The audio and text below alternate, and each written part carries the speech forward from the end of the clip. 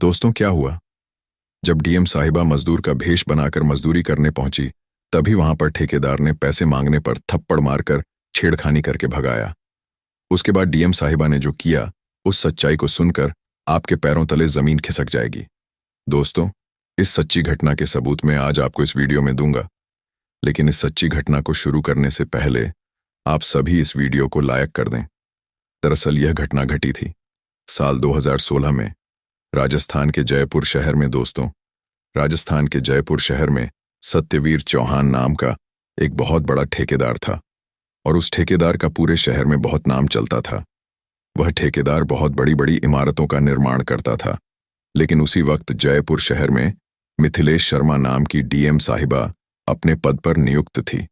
दरअसल मिथिलेश बचपन से ही बहुत ही दयालु एवं करुणामय इंसान थी।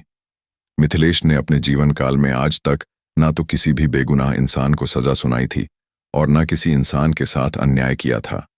दरअसल मिथिलेश का नाम भी पूरे जयपुर शहर में चलता था। मिथिलेश अपने माता पिता की इकलौती बेटी थी और बचपन से ही मिथिलेश के माता पिता ने मिथिलेश को अच्छे कर्म की बातें बताईं और अच्छे संस्कार भी दिए हुए थे। दोस्तों, जब मिथिलेश एक दिन अपने न्यायालय से अपने घर की ओर जा रही थी, तभी उसे रास्ते में एक छोटा बच्चा, जिसकी उम्र लगभग 10 साल थी, वह रोते हुए दिखाई दिया। मिथिलेश ने अपने ड्राइवर से कहा कि जरा गाड़ी उस बच्चे के पास रोकना, क्योंकि मुझे उससे पूछना है कि आखिर वह यहां चलती सड़क पर खड़े होकर क्यों रो रहा है। वह कहीं गाड़ी में ना आ जाए या उसे कोई चोट ना लग जाए। यह बोलकर मिथिलेश ने अपने ड्राइवर को गाड़ी फुटपाथ पर पार्क करने को कहा। जब मिथिलेश उसे गाड़ी से उतारकर उस बच्चे के पास पहुंची और उस बच्चे से पूछा कि बेटा, क्या हुआ, तुम रो क्यों रहे हो, तब वह बच्चा रोते हुए बोला कि मुझे भूख लगी है और मैंने पिछले 2 दिनों से कुछ नहीं खाया है। तब मिथिलेश ने कहा कि तुम्हारे माता पिता कहाँ हैं और उन्होंने तुम्हें ऐसे क्यों छोड़ा है। तब वह बच्चा बोलता है कि मेरे माता पिता पीछे वाली रोड पर घर बनाने का मजदूरी का काम करते हैं। तब मिथिलेश ने सोचा कि शायद उसके माता पिता की कुछ मजबूरी होगी, तभी इसके माता पिता ने इसे 2 दिन से खाना नहीं खिलाया है। तब मिथिलेश ने उस बच्चे को खाना खिलाकर जब मिथिलेश उस बच्चे के माँ बाप के पास उसे छोड़ने गई, तब मिथिलेश ने पूछा कि तुम अपने बेटे का ध्यान क्यों नहीं रख रहे हो। उसने 2 दिन से खाना नहीं खाया है और वह रोड पर मुझे अभी रोते हुए दिखाई दिया। जब मैंने उस बच्चे से पूछा कि तुम्हारे माँ बाप कहाँ हैं, तो उसने यहाँ का पता बताया और मैं इस बच्चे को यहाँ पर लेकर आ गई। तब मिथिलेश ने डांटते हुए उस बच्चे के माता पिता से कहा कि तुम इसे स्कूल पढ़ाने क्यों नहीं भेजते हो, और इसने 2 दिन से खाना नहीं खाया है, तुम्हें पता नहीं है। तब उस बच्चे के माता पिता ने डीएम साहिब से कहा कि मैडम, हमारे साथ एक बहुत बड़ा अन्याय हुआ है, हमारे साथ बहुत बुरा हुआ है। तब डीएम साहिबा बोलती है कि मुझे बताओ, तुम्हारे साथ क्या हुआ है और तुमने अपने बच्चे को लावारिस की तरह क्यों छोड़ा है। तब उस बच्चे के माता पिता बताते हैं कि मैडम, दरअसल हम मजदूरी का काम करते हैं और हमारे जो सेठ हैं, जो ठेकेदार है, उन्होंने पिछले 3 दिनों से हमारी तनख्वाह नहीं दी है और हमारे साथ जोर जबरदस्ती करते हैं। जब हम तनख्वाह मांगने जाते हैं तो नहीं देते हैं। तब डीएम साहिबा बोली कि अरे, ऐसा कैसे हो सकता है, और वह ठेकेदार कौन है जो तुम्हारे साथ ऐसा कर रहा है, मुझे उसका नाम बताओ। अब उस बच्चे के माता पिता डर जाते हैं, क्योंकि अगर ठेकेदार को यह पता चला कि उन्होंने किसी की कंप्लेंट किसी से की, तो हो सकता है कि वह ठेकेदार उस बच्चे के माता पिता को नौकरी से भी निकाल दे। अब इस डर के चलते माता पिता ने ठेकेदार का नाम नहीं बताया, लेकिन डीएम साहिबा ने बहुत पूछा और डांट फटकार लगाई। तब जाकर उस बच्चे के माँ बाप ने ठेकेदार का नाम बताया और उस ठेकेदार का नाम था सत्यवीर चौहान। अब दोस्तों, जो सत्यवीर चौहान था, दरअसल वह कोई साधारण ठेकेदार नहीं था। उसका नाम भी चलता था और लोग उसे ईमानदारी का ताज भी पहनते थे। तब डीएम साहिबा ने पूछा कि बताओ, तुम्हारे ठेकेदार कहाँ हैं, मुझे उनसे मिलना है। अब उस बच्चे के माता पिता और डर गए थे और वह कहने लगे कि मैडम जी, आप यहाँ से जाइए, हमें आपकी किसी भी प्रकार की सहायता नहीं चाहिए। आपने हमारे बच्चे को खाना खिलाया, उसके लिए आपका बहुत बहुत धन्यवाद, और आप हमें अकेला छोड़ दीजिए। हम गरीब लोग हैं, अगर उन्हें पता चल गया कि हमने आपसे उनकी कंप्लेंट की है, तो शायद हमें एक वक्त का खाना भी नसीब नहीं होगा। अब डीएम साहिबा भी उन गरीब लोगों का भला सोच ही रही थी और डीएम साहिबा अपने मन में यही सोच रही थी कि चलो जाने दो, अगर मेरी वजह से इनकी नौकरी चली गई तो बेचारे इनका क्या होगा। यह सोचकर डीएम साहिबा वहां से चली गई। लेकिन डीएम साहिबा के दिमाग में एक ही नाम बार बार चल रहा था और वह नाम था सत्यवीर चौहान। दरअसल एसपी साहिबा सोच रही थी कि आखिर यह सत्यवीर चौहान है कौन और क्यों यह गरीब और असहाय लोगों की मजबूरी का फायदा उठा रहा है, क्यों उन्हें समय से वेतन नहीं दे रहा है। अब दूसरे दिन डीएम साहिबा जब उस ठेकेदार के पास पहुंची और जब डीएम साहिबा ने उस ठेकेदार से बात कही कि तुम अपने मजदूरों की तनख्वाह क्यों नहीं देते हो, तब उस ठेकेदार ने कहा कि अरे मैडम, आपको किसने कहा, मैं तो हर रोज इनकी तनख्वाह इन्हें सुबह कम के वक्त देता हूं, मैं तो कई बार इन्हें पहले पैसे दे देता हूं। तब जब साहिबा बोलती है कि तुम झूठ बोल रहे हो, तो वह जो ठेकेदार था उसने कुछ मजदूरों को बुलाया और डीएम साहिबा के सामने ही उन मजदूरों से पूछ पाया, तो उन सभी मजदूरों ने हाँ कर दी कि हाँ मैडम, हमारे मालिक सही बोल रहे हैं, वह हमें रोजाना हमारी तनख्वाह देते हैं और हमें बहुत प्यार से अपना परिवार की तरह मानकर रखते हैं। अब जब डीएम साहिबा ने यह सब सुना तो उनके भी पैरों तले जमीन खिसक गई। लेकिन डीएम साहिबा को पता था, क्योंकि डीएम साहिबा ने उस बच्चे के माँ बाप की आंखों में जो दर्द देखा था, जो दुख देखा था, वह बिल्कुल सच्चा था। अब डीएम साहिबा दूसरे दिन भी वहां से चली आई और जब वह बाहर निकल रही थी तभी डीएम साहिबा को उस बच्चे के माँ बाप दिखाई दिए। तो डीएम साहिबा ने उन्हें फटकार लगाकर कहा कि तुमने मुझे झूठ क्यों बोला, वह सब मजदूर जो अंदर काम कर रहे हैं वह तो बोल रहे हैं कि तुम्हारे ठेकेदार तुम्हें रोज तनख्वाह देते हैं। तब उस बच्चे के माँ बाप ने कहा कि मैडम जी, वह सब मजदूर मिले हुए हैं, दरअसल वह डरते हैं कि कहीं उनकी नौकरी न चला जाए, क्योंकि वह सभी मजदूर दूसरे शहरों से और गांव से यहां पर अपना परिवार पालने आए हैं, कमाने आए हैं, अपना घर चलाने आए हैं। इस वजह से वह सभी मजदूर ठेकेदार के खिलाफ आवाज नहीं उठाते हैं। अब यह सुनकर डीएम साहिबा वापस से अचंभे में पड़ गई कि यह क्या बोल रहे हैं। अंदर के मजदूर कुछ ही बोल रहे हैं और यह दोनों कुछ और ही बोल रहे हैं। और अब इस वक्त डीएम साहिबा धर्म संकट में पड़ गई थी कि आखिर वह किसे सच माने। लेकिन मैंने आपको बताया था कि डीएम साहिबा हमेशा निर्दोष, बेसहारा और गरीब लोगों के लिए खड़ी रहती थी। दूसरे दिन जब डीएम साहिबा वहां से निकली अपने न्यायालय जाने के लिए, तभी तक रहे, तभी उस दिन कार में बैठकर डीएम साहिबा ने सोचा कि अगर मुझे इन गरीब और बेसहारा लोगों को न्याय दिलाना है, इनकी मदद करनी है, तो मुझे कुछ ऐसी चाल चलनी पड़ेगी जिससे मैं उस ठेकेदार को रंगे हाथों पकड़ सकूं और उसे कड्डल सुना सकूं। लेकिन डीएम साहिबा जो थी वह कानून में बंधी हुई थी और डीएम साहिबा यही सोच रही थी कि मैं उसे पकड़ने में कामयाब तो हो जाऊंगी, लेकिन उसके खिलाफ सबूत कौन देगा, उसके खिलाफ गवाही कौन देगा। क्योंकि डीएम साहिबा यह भी मानते थे कि उस ठेकेदार के अंदर जो लोग काम कर रहे हैं वह बेचारे सिर्फ अपना पेट पालने आए हैं और उस ठेकेदार की वजह से उन विचारों को मैं कोर्ट के चक्कर नहीं खिला सकती हूं। लेकिन डीएम साहिबा सोचती है कि मुझे इन्हें न्याय तो दिलाना ही होगा। अगर मैं इन्हें न्याय नहीं दिला पाऊंगी तो मैंने अपने जीवन में बहुत बड़ा पाप किया होगा। अब डीएम साहिबा अगले दिन जब वह न्यायालय नहीं पहुंची तो ड्राइवर ने घर जाकर देखा तो वहां पर डीएम साहिबा नहीं थी। दरअसल डीएम साहिबा उस दिन मजदूर बनकर उस ठेकेदार के पास पहुंची, भेष बदलकर, और कहा कि साहब, मुझे यहां पर एक दिन की मजदूरी करने के लिए रख लो, मैं बाहर से आई हूं, मुझे भी अपना पेट पालना है और मैं भी यहां पर मेहनत करना चाहती हूं। तब उस ठेकेदार ने कहा कि तुम्हारा नाम क्या है?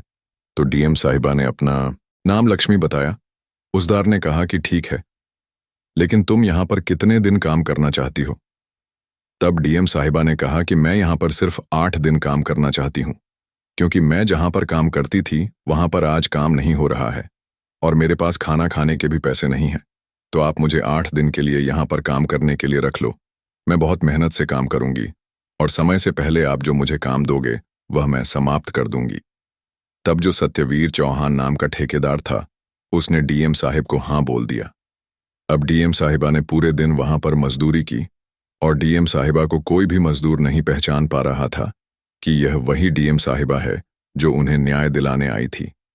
जब डीएम साहिबा ने अपनी मजदूरी की और दिन समाप्त होने की समय आया, सूरज ढलने का समय आया, तब डीएम साहिबा सत्यवीर चौहान के पास अपनी मजदूरी लेने पहुंची। तब सत्यवीर चौहान ने डीएम साहिबा के साथ जो किया वह सुनकर आपके भी रोंगटे खड़े हो जाएंगे और आप भी यही सोचेंगे कि आखिर इतना बड़ा और इतना नीच गंदा इंसान कोई हो सकता है। जब जैनब साहिबा सत्यवीर चौहान के पास अपनी तनख्वाह लेने पहुंची तो सत्यवीर चौहान ने हाथ खड़े कर दिए और कहा कि किस बात की तनख्वाह? तुम तो दूसरों के यहां काम करती हो, तो जाओ उनके पास जाकर अपनी तनख्वाह मांगो। यहां पर मेरे पास कोई पैसों का भंडार नहीं है जो मैं सबको किसी भी ऐरे गैरे को आते जाते को पैसे बांट। अब यह सुनते ही डीएम साहिबा के पैरों तले जमीन खिसक गई और डीएम साहिबा मन ही मन सोचने लगी कि मुझे उस बच्चे के माता पिता ने सही कहा था। दोस्तों, डीएम साहिबा ने सत्यवीर चौहान से हाथ जोड़कर बहुत मदद गुहार की कि साहब, आप मुझे मेरी मेहनत का पैसा दे दो। मेरे बच्चे हैं छोटे छोटे और वह भूखे मर रहे होंगे। उन्होंने सुबह से कुछ नहीं खाया है। मैं सुबह से यहीं पर काम कर रही थी। अगर आप मुझे कुछ पैसे दे दोगे तो मैं उनके लिए कुछ खाना लेकर चली जाऊंगी। लेकिन सत्यवीर चौहान ने डीएम साहिबा की बात नहीं मानी तो आखिर नहीं मानी और वह ठेकेदार डीएम साहिबा के साथ बदतमीजी करने लगा और धक्के देकर दूर करने लगा। अब जैसे ही ठेकेदार ने यह सारी हदें पार कर दी तो डीएम साहिबा जोर जोर से हंसने लगी। अब जैसे ही डीएम साहिबा हंसने लगी तो वह ठेकेदार घबरा गया और उसने सोचा कि अरे तुम हंस क्यों रही हो? क्या तुम पागल तो नहीं हो गई हो जो हंस रही हो? मैं तुम्हें यहां से निकालने की बात कर रहा हूं, तुम्हें धक्के दे रहा हूं और तुम पागलों की तरह हंस रही हो। तब डीएम साहिबा ने कहा कि तुम जिस औरत को धक्का दे रहे हो वह औरत कोई साधारण औरत नहीं है। जब डीएम साहिबा ने उस ठेकेदार को अपनी असली पहचान बताई तो उस ठेकेदार के पैरों तले जमीन खिसक गई और वहां आसपास जितने भी मजदूर और मजदूर महिलाएं मौजूद थीं वह सब आसपास खड़ी होकर यह तमाशा देख रही थीं। जैनब साहिबा ने कहा कि मैं वही औरत हूं जो कल तुमसे यहां पर बात करने आई थी कि तुम अपने मजदूरों को वेतन क्यों नहीं देते हो। तुम इतने बड़े इंसान होकर किसी की मजबूरी का फायदा उठा रहे हो। यह बेचारे जो गरीब है दूर दूर गांव से अपना पेट पालने तुम्हारे यहां काम करने आते हैं और तुम इनकी मदद करने की जगह इनकी मेहनत का दे इनके हक का पैसा खा रहे हो, अपने अंदर दबा रहे हो। तब वह ठेकेदार बोलता है कि अरे तुम्हें इससे क्या मतलब है? तुम अपने काम से काम रखो, यहां मेरे काम में दखल अंदाजी मत करो। तब डीएम साहिबा बोलती है कि अब दखल अंदाजी होगी और दखल अंदाजी इस तरह होगी कि तुम सलाखों के पीछे पड़ोगे क्योंकि तुमने गरीब और बेसहारा औरत और लोगों को सताया है। आखिर तुम्हें किसने हक दिया है कि तुम इनका पैसा खाओ? तुम्हें अब बिल्कुल शर्म नहीं आती है? यह सब लोग तुम्हारे भरोसे हैं, इनकी जिंदगी तुम्हारे भरोसे चल रही है।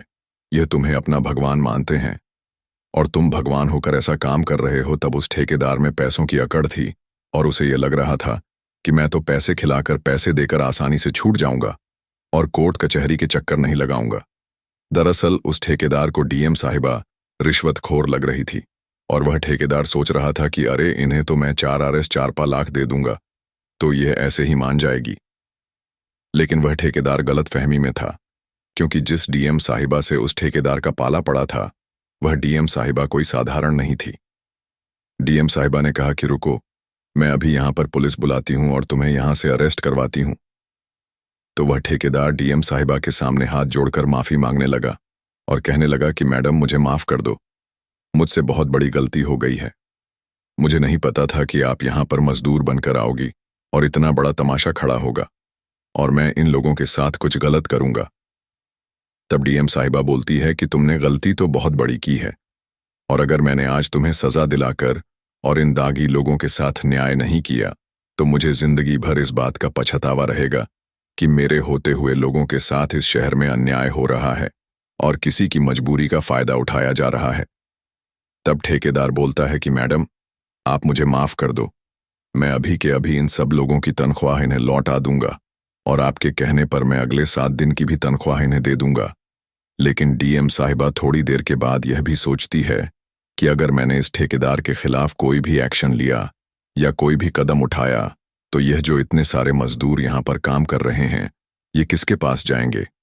इनका पालन पोषण कौन करेगा? इनका जीवन तो व्यर्थ हो जाएगा।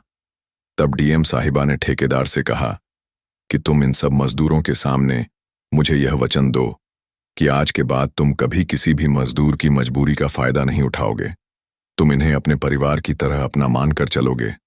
अगर मुझे खबर मिली कि तुम अन्याय कर रहे हो, इनका फायदा उठा रहे हो, इनके साथ गलत कर रहे हो, तो मेरे पास तुम्हारे खिलाफ बहुत सारे सबूत हैं।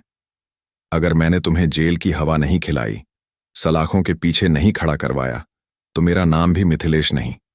दरअसल मुझे तुम पर पहले से ही शक था कि तुमने कुछ मजदूरों को अपने अंदर अपने ही जाल में फंसाकर खड़ा कर रखा है, ताकि तुम्हारे बारे में बुरा नहीं बोलेंगे। लेकिन अगर मुझे उस बच्चे के माता पिता उस दिन नहीं मिलते, वह बच्चा मुझे नहीं मिलता, तो शायद यह भांडा कभी नहीं फूटता। तब उस ठेकेदार ने उस बच्चे के माता पिता से भी माफी मांगी और उस बच्चे की पूरी जिम्मेदारी ली और कहा कि मैडम, आज से यह बच्चा कभी भूखा नहीं सोएगा। यह बच्चा पढ़ाई लिखाई करेगा। और सिर्फ ये बच्चा ही नहीं, मेरी साइट पर जितने भी मजदूर काम कर रहे हैं और उनके जितने भी बच्चे हैं, आज से उन सब की जिम्मेदारी मेरी है। वे सभी पढ़ाई लिखाई करेंगे, जाएंगे और अपने माँ बाप का नाम रोशन करेंगे। जब ठेकेदार के मुंह से सब मजदूरों ने यह बात सुनी, तो उसके बाद सारे मजदूर ने डीएम साहिबा के सामने हाथ जोड़कर उनको धोख दी और कहा कि मैडम, आप साक्षात भगवान हो, जो हमारे लिए इंसान के रूप में आई हो। तब डीएम साहिबा कहती है कि अरे नहीं, मैं भगवान नहीं हूं। भगवान तो वह है जो ऊपर बैठा है और सबका पालन पोषण कर रहा है और सबका ध्यान रखना है। मैं तो सिर्फ एक जरिया थी। मुझे तो यहां पर भगवान ने भेजा था। तुम सब लोगों की मदद करने तो मैं वहीं करने आई थी और अपना कर्तव्य निभाने आई थी। उसके बाद ठेकेदार ने कहा कि मैडम, आप बिल्कुल भी टेंशन मत लीजिए। मुझे मेरी गलती का पछतावा हो गया है और आज के बाद मैं कभी किसी की भी मजदूर की मजबूरी का फायदा नहीं उठाऊंगा और ना ही किसी के साथ कुछ गलत करूंगा। आप क्या कहना चाहते हैं? इस कहानी के बारे में आपकी राय कमेंट बॉक्स में लिख सकते हो, लोगों के साथ शेयर कर सकते हो। वीडियो अगर अच्छी लगी हो तो वीडियो को लाइक और चैनल को सब्सक्राइब जरूर करें, ताकि हमें थोड़ा सा हौसला मिले। आप लोगों के लिए ऐसे ही अच्छे अच्छे वीडियो बनाने के लिए इन कहानियों को सुनने का उद्देश्य किसी को परेशान करना बिल्कुल भी नहीं है। यह कहानी आपको इसलिए सुनाई जाती है ताकि आप लोग इन कहानियों में से कुछ ना कुछ सीख सके और अपने जीवन में उस चीज को अप्लाई कर सको। मिलते हैं किसी अगली वीडियो में नए टॉपिक के साथ। तब तक के लिए जय हिंद, जय भारत। आप सभी का बहुत बहुत धन्यवाद।